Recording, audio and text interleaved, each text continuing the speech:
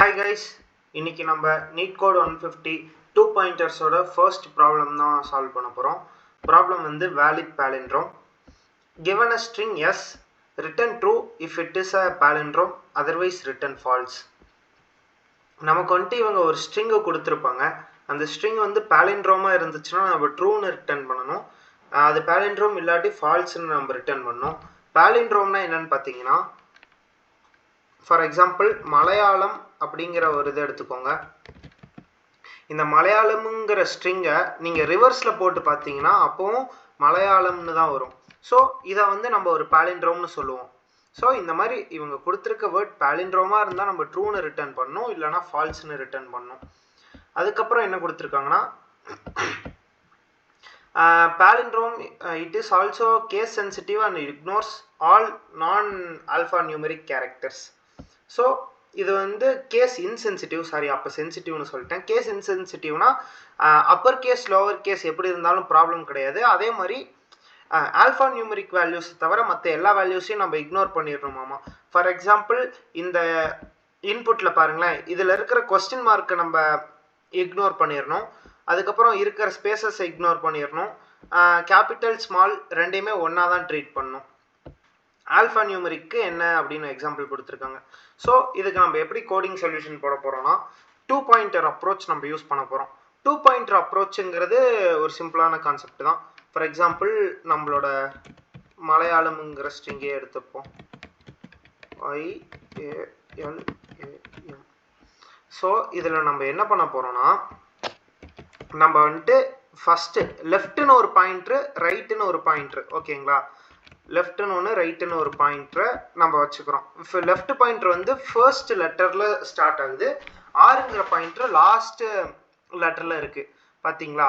இப்போ நம்ம என்ன பண்ண போறோம்னா ஒவ்வொரு டைமும் வந்துட்டு இந்த எல்லையும் ஆறையும் பக்கத்து பக்கத்துல கொண்டு வர போறோம்.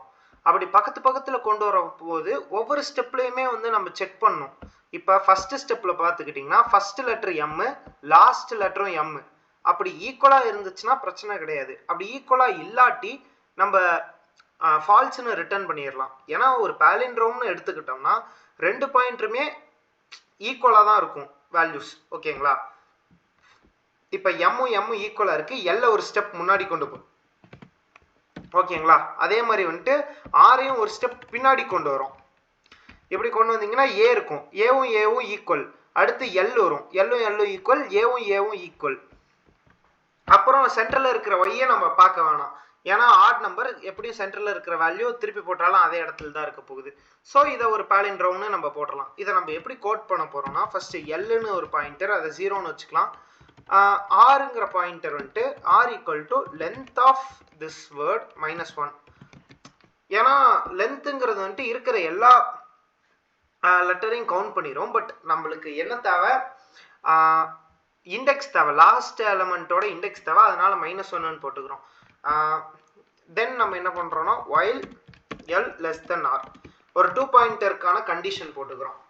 பட் நம்மளோட கொஸ்டின்ல இன்னொரு விஷயம் எக்ஸ்ட்ராவா கொடுத்துருக்காங்க. அது என்னன்னா ஆல்ஃபா நியூமெரிக் வேல்யூஸ் தவிர மற்ற எல்லா வேல்யூஸையும் இக்னோர் பண்ணணும் அப்படின்னு சொல்லியிருக்காங்க.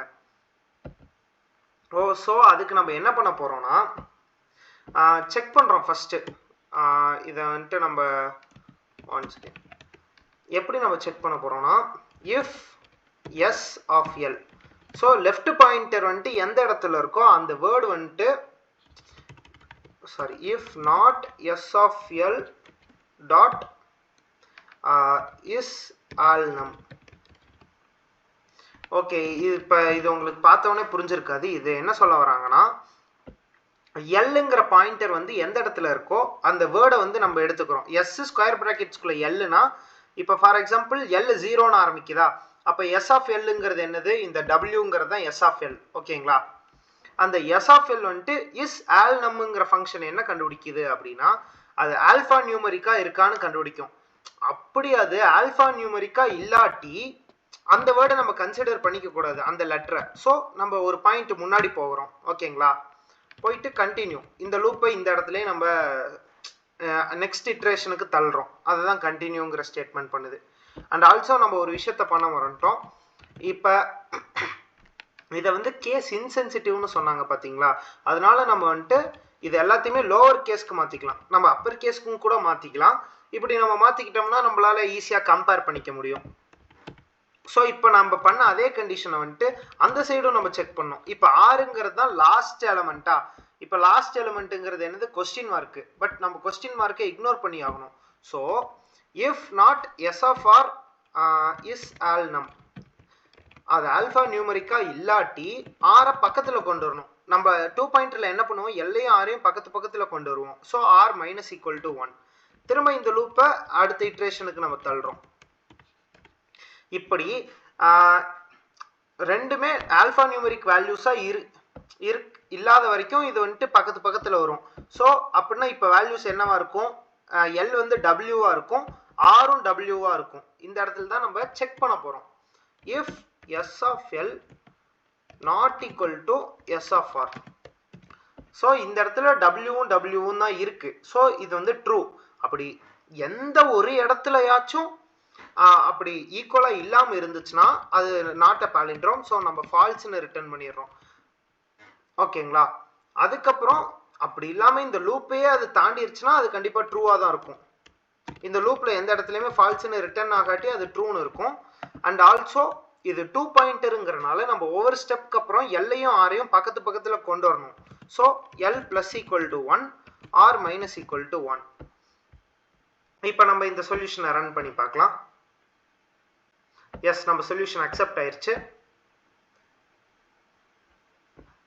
இந்த சொல்யூஷன் உங்களுக்கு புரிஞ்சிருக்கும்னு நாங்கள் நம்புகிறோம். ஏதாவது டவுட்ஸ் இருந்துச்சுன்னா கமெண்ட்ஸில் போடுங்க. தேங்க்ஸ் ஃபார் வாட்சிங்.